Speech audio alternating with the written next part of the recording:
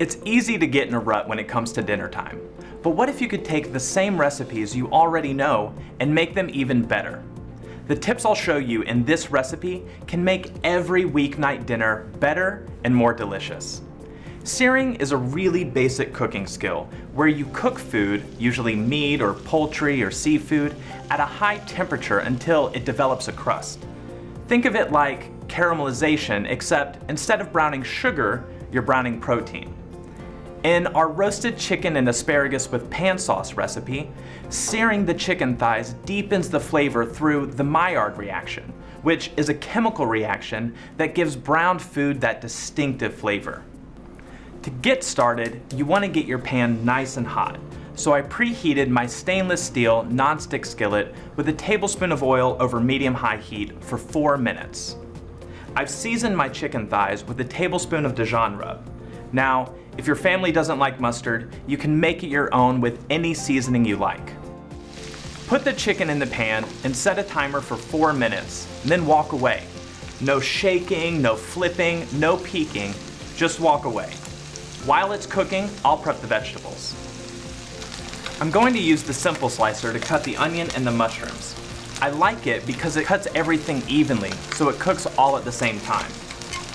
Next, I'll cut the asparagus into bite-sized pieces. Then I'll cut the tomatoes in half with the closing cut.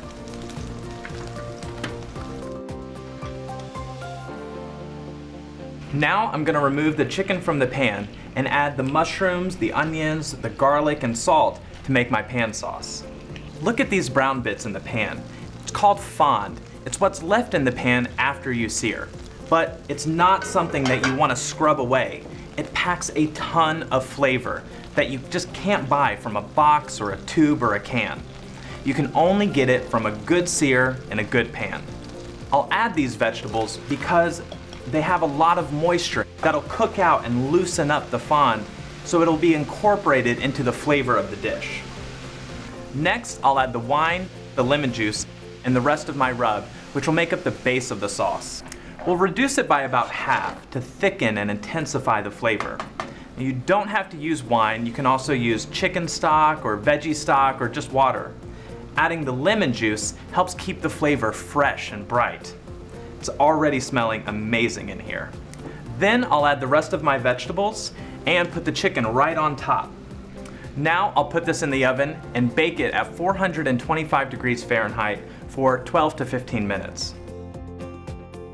Now, look at how gorgeous this is.